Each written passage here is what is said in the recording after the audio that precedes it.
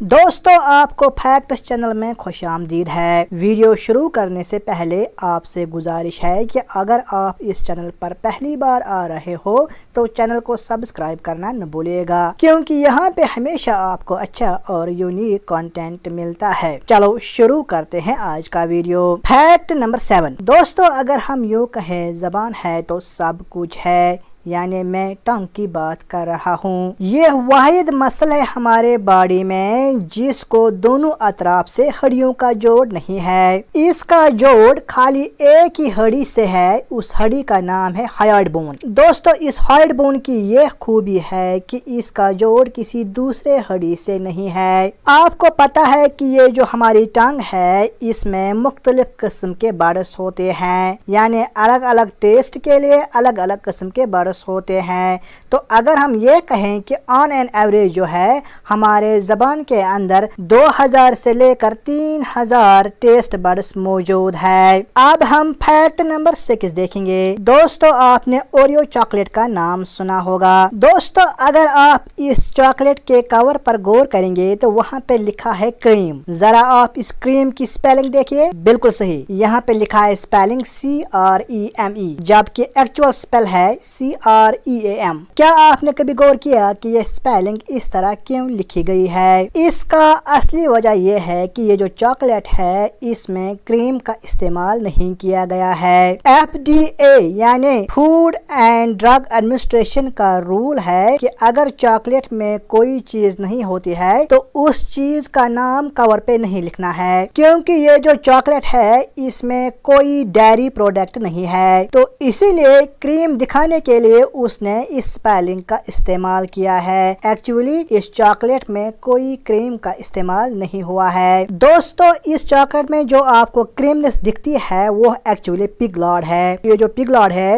یہ پگ کے فیٹ سے تیار کیا جاتا ہے۔ دوستو یہ جو اوریو چاکلیٹس ہے یہ نبسکو کمپنی تیار کرتی ہے۔ اب ہم فیکٹ نمبر 5 دیکھیں گے۔ دوستو آپ نے کیملیانز کا نام سنا ہوگا۔ کیملیانز کی یہ خوبی ہے کہ ان کی آئیز جو ہے وہ بلجڈ ہوتی ہے۔ ان بلجنگ آئیز کی وجہ سے وہ اپنے آنکھیں مختلف ڈائریکشن میں گھماتی ہے، اور یاد رہے کہ یہ جو کیملیانز ہے ان کی آنکھیں انڈیپینڈنٹلی کام کرتی ہے، یعنی یہ جو کیملیان کی ایک آنکھ ہے وہ آگے کی طرف دیکھ سکتی ہے اور جو دوسری آنکھ ہے وہ پیچھے کی طرف دیکھ سکتی ہے، یعنی یہ جو کیملیانز کی آئیز ہے وہ ایک ہی وقت میں دونوں ڈائریکشنز میں دیکھ سکتے ہیں، آگے بھی اور پیچھے بھی۔ اسی لیے یہ جو سائنٹسٹ ہے ان کا ماننا ہے کہ یہ جو کیملیانز کی آئیز ہے ان کو 360 ڈگری ویژن ہوتا ہے۔ یہ جو کیملیانز ہے ان کی نظر اتنی تیز ہوتی ہے کہ وہ کیڑیوں کو 20 فیٹ کی دوری پر دیکھ سکتے ہیں، یا ہم یہ کہیں کہ یہ اپنے شکار کو 20 فیٹ کی دوری پہ دیکھ سکتے ہیں۔ آپ یہ سن کر حیران ہو جائیں گے کہ یہ جو کیملیانز کی آئیز ہوتی ہے وہ الٹرا وائلٹ اسپیکٹرم کو بھی دیکھ سکتے ہیں۔ دوستو یہ جو کیملیانز ہے ان کی ٹنگ اتنی تیزی سے ہٹ کرتی ہے کہ وہ اپنے شکار کو 0.0 سیکنڈ میں پکڑ سکتی ہے۔ دوستو یہ جو کیملیانز ہے ان کے سکن کے اندر ایک امائنو ایسڈ ہوتا ہے جس کا نام ہے گیانین۔ یہ جو گیانین ہے یہ کرسٹل جیسا ہوتا ہے۔ دوستو جب کیملیان کوئی ریئیکشن کرتا ہے تو یہ جو گیانین کرسٹلز ہے یہ آگے پیچھے چلے جاتے ہیں، اسی حساب سے ویو لینگتھس پیدا ہوتی ہے جس کی وجہ سے پھر یہ اپنے کلرز چینج کرتے ہیں۔ دوستو اب ہم فیکٹ نمبر 4 دیکھیں گے۔ ہم اکثر کہتے ہیں کہ یہ جو سپائڈرز ہے وہ انسیکٹس ہوتے ہیں، بیسیکلی ایسا نہیں۔ یہ جو سپائڈرز ہے ان کو ہم اریکنائڈس کہتے ہیں، جبکہ وہ انسیکٹس نہیں ہوتے ہیں۔ یہ جو سپائڈرز ہے ان کے باقی ممبرز ہے سکارپیو، مائٹس، ٹکس، یہ سارے جو ہے یہ اریکنائڈس ہوتے ہیں، یہ انسیکٹس نہیں ہوتے ہیں۔ اگر ہم سپائڈرز کی بات کریں گے تو ان کو 8 لیگس ہوتی ہے، جبکہ انسیکٹس کی خالی 6 لیگس ہوتی ہے۔ اگر ہم سپائڈرز کی بات کریں گے تو ان کو انٹینا نہیں ہوتی ہے، باقی جو انسیکٹس ہوتے ہیں ان کو انٹینا ہوتے ہیں۔ دوستو یہ جو سپائڈرز ہے ان کے بارے میں یہ ایک خوبی ہے کہ یہ ہر ایک کانٹیننٹ میں پائے جاتے ہیں سوائے انٹارکٹیکا میں۔ انٹارکٹیکا پر سپائڈرز نہیں ہوتے ہیں۔ دوستو اکثر سپائڈر جو ہے وہ ہارم لیس ہے، لیکن ایک سپیشیز ایسی ہے جو بہت زیادہ زہریلا ہوتی ہے۔ اس سپیشیز کا نام ہے بلیک وڈو۔ یہ ایک ہی بائٹ میں انسان کو مار سکتی ہے۔ دوستو یہ جو بلیک وڈو ہے اس کا زہر 15 گنا زیادہ سٹرانگر ہوتا ہے ریٹل سنیک کے زہر سے۔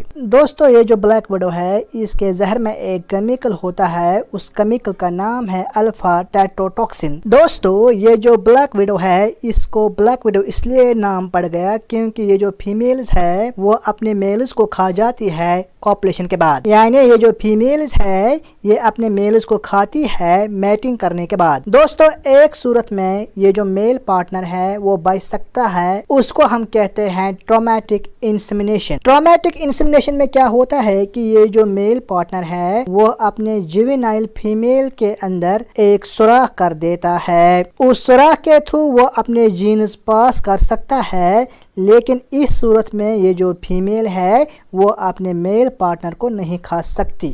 چلو اب ہم فیکٹ نمبر 3 دیکھیں گے۔ دوستو یہ جو فلیگز ہوتے ہیں وہ ملک کی شان ہوتی ہے۔ دنیا کے الگ الگ فلیگز میں الگ الگ کلرز کا استعمال کیا جاتا ہے، کہیں پہ ریڈ کلر کا استعمال کیا جاتا ہے، کہیں فلیگوں میں یلو کلر کا استعمال کیا جاتا ہے، اور بہت سارے فلیگوں میں اورنج کلر کا استعمال بھی کیا جاتا ہے۔ دوستو کیا آپ نے کبھی غور کیا کہ دنیا کے کتنے فلیگوں میں پرپل کلر کا استعمال کیا گیا ہے؟ دوستو دنیا میں ایسے 2 ہی فلیگز ہیں جن میں پرپل کلر کا استعمال کیا گیا ہے، یعنی دنیا میں 2 ہی ایسے ممالک ہیں جن کے فلیگ میں پرپل کلر کا استعمال کیا گیا ہے۔ ایک ملک ہے ڈومینیکا اور دوسرا ملک ہے نکاراگوا۔ دوستو ڈومینیکا کا فلیگ ایلوین بلی نے تیار کیا ہے۔ اس فلیگ میں آپ پیرٹ دیکھ سکتے ہیں، یہ جو پیرٹ کے فیدرز ہیں وہ پرپل کلر کے ہیں، تو اس طرح اس فلیگ میں ہمیں پرپل رنگ ملا ہے۔ جب ہم بات کریں گے نکاراگوا کی تو یہ جو نکاراگوا ہے اس کا فلیگ 1908 میں بنایا گیا ہے، تو اس فلیگ کو آفیشیل شکل دی گئی ہے 1971 میں۔ دوستو اس فلیگ میں آپ ایک ٹرائنگل دیکھ سکتے ہو،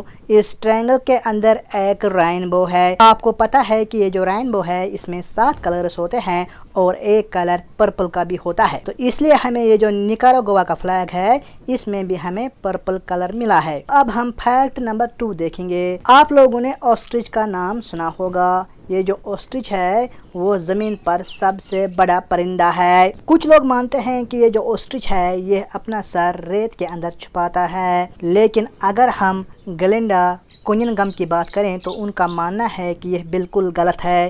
یہ جو آسٹرچ برڈ ہے یہ اپنا سر ریت کے اندر نہیں چھپاتا ہے۔ اگر یہ اپنا سر ریت کے اندر چھپائے گا تو پھر یہ کیسے دیکھ سکتا ہے؟ کننگھم کا ماننا ہے کہ یہ جو پرندہ ہے یہ زمین کے اندر سوراخ کرتے ہیں انڈے ڈالنے کے لیے، اور یہ پرندہ جب ان ہولز میں انڈے ڈالتا ہے تو دن میں کئی بار یہ ان ہولوں میں اپنا سر ڈالتے ہیں اور ان انڈوں کی دیکھ بھال کرتا ہے۔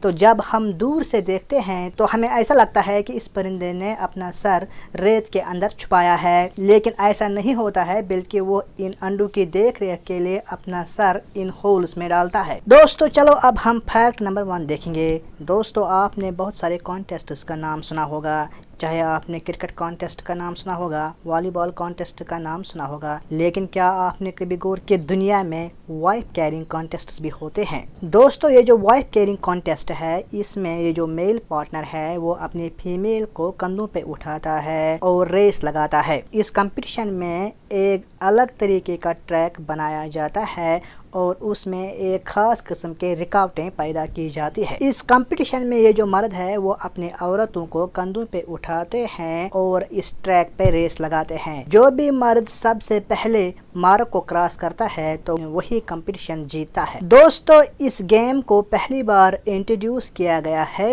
فن لینڈ میں۔ دوستو یہ جو وائف کیرنگ کانٹیسٹ ہے اس کو مختلف طریقوں سے کھیلا جاتا ہے۔ دوستو کئی کانٹیسٹوں میں یہ جو مرد ہے یہ اپنی عورت کو سیدھے کندھوں پہ اٹھاتا ہے، کہیں اور کانٹیسٹوں میں اس کو ٹانگوں کے بل اپنے کندھوں پہ اٹھانا پڑتا ہے۔ تو اس طرح اس کانٹیسٹ کو مختلف طریقوں سے کھیلا جاتا ہے۔ یہ جو وائف کیرنگ کانٹیسٹ ہے اب یہ پوری دنیا میں پھیل گیا ہے، تو آج کل یہ Australia, United States, Hong Kong اور جرمنی میں بھی کھیلا جاتا ہے۔ دوستو یہ تھے کچھ فیکٹس جو میں نے آپ کے ساتھ شیئر کیے ہیں۔ اگر آپ کو آج کا ویڈیو پسند آیا تو پھر لائک، شیئر اور اس چینل کو ضرور سبسکرائب کیجیے گا تاکہ جو بھی آنے والے ویڈیوز ہوں گے ان کی نوٹیفیکیشن آپ کو سب سے پہلے مل سکے۔ Thank Thank you for watching.